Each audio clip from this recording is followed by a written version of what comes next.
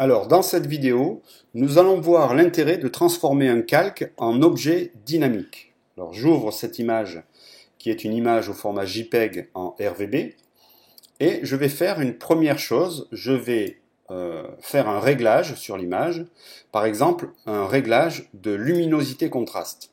Je pousse la luminosité très loin ainsi que le contraste et je constate, lorsque je fais OK, je constate que j'ai perdu des informations, notamment ici à l'arrière-plan, au-dessus de l'horizon, on a une petite montagne qui a disparu.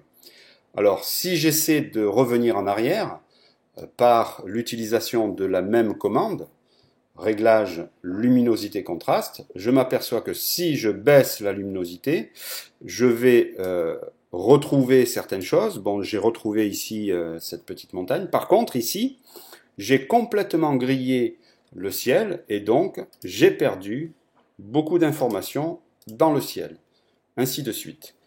Donc, je m'aperçois que ces modifications nous ont obligés à perdre des informations.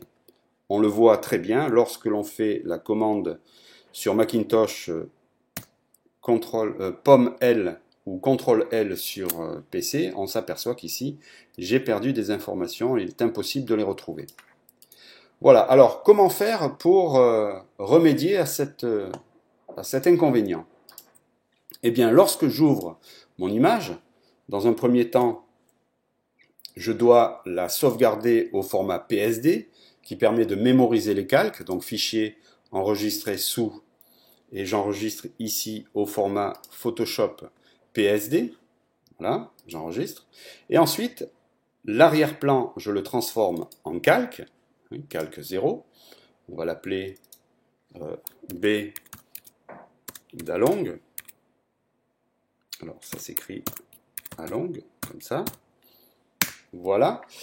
Et qu'est-ce que je dois faire? Eh bien, je dois transformer ce calque en objet dynamique. Donc, la commande convertir en objet dynamique. On s'aperçoit que l'icône du calque a changé. Vous avez cette petite vignette d'objet dynamique qui apparaît.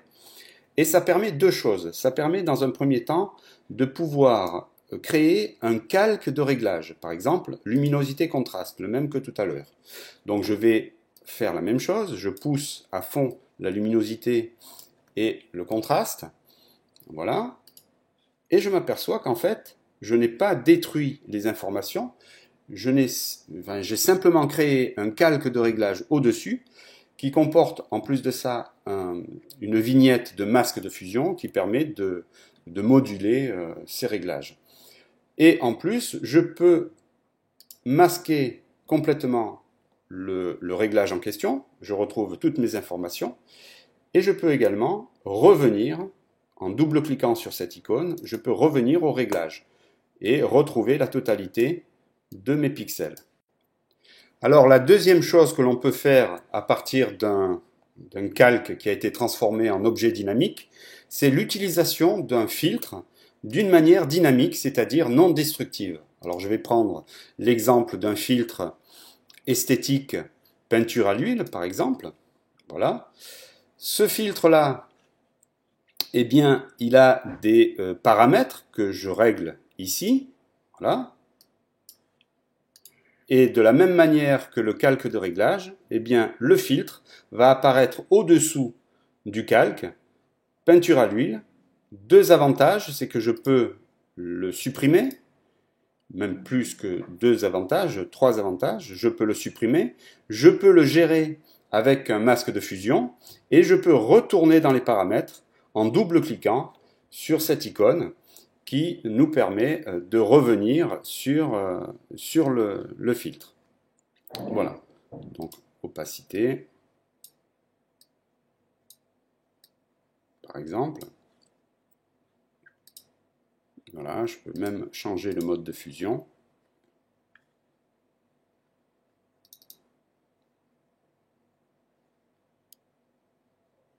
Voilà, je vais revenir sur les différents paramètres et je m'aperçois que j'ai contrecarré cette destruction, donc je suis dans des modifications qui sont non destructives.